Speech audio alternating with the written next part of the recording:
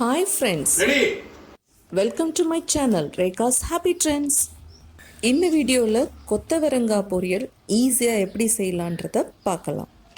Friends, உங்களுடைய சப்போர்ட்டை like மூலயமாவும் சப்ஸ்கிரைப் மூலயமாவும் எனக்கு கொடுத்துட்ருக்கீங்க. ரொம்ப தேங்க்ஸ். வாங்க வீடியோக்குள்ளே போகலாம்.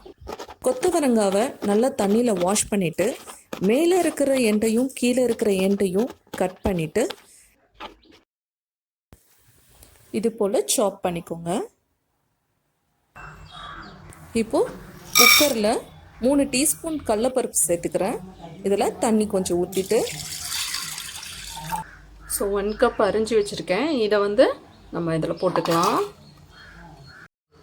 மஞ்சத்தூள் போட்டுக்கலாம். இன்னும் கொஞ்சம் குக்கரை மூடி வச்சுருக்கேன். ஒரு விசிலில் நம்ம எடுத்துடலாம். 1 டீஸ்பூன் எண்ணெய் விட்டுக்கலாம். கடுகு போட்டுக்கிறேன். கடுகு பொரிஞ்ச உடனே கருவேப்பிலை போட்டுக்கலாம். சோம்பு போட்டுக்கிறேன்.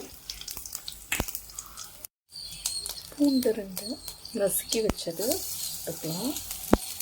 நசுக்கின பூண்டு எப்போதுமே வாசனையாக இருக்குங்க. இதை நல்லா வதக்கிக்கலாம். இப்போது வேக வச்சு எடுத்த இந்த கடலைப்பருப்பையும் கொத்தவரங்காயையும் வடிகட்டிட்டு இதில் சேர்த்துக்கலாம். 1 டீஸ்பூன் சால்ட் சேர்த்துக்கிறேன். நல்லா மிக்ஸ் பண்ணி விட்டுருங்க. 1 டீஸ்பூன் மிளகாய்த்தூள் போட்டுக்கிறேன். கொத்தவரங்காயை நம்ம சாப்பிட்டுட்டு வந்தோம்னா நம்மளோட பாடி வெயிட் லாஸ் பண்ணலாங்க. இது ரொம்பவும் ஹெல்த்தியான ஃபுட்டு.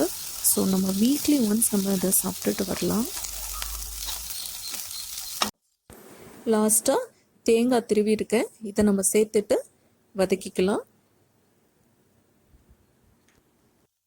அவ்வளோதான், பொரியல் ரெடி ஆயிடுச்சு.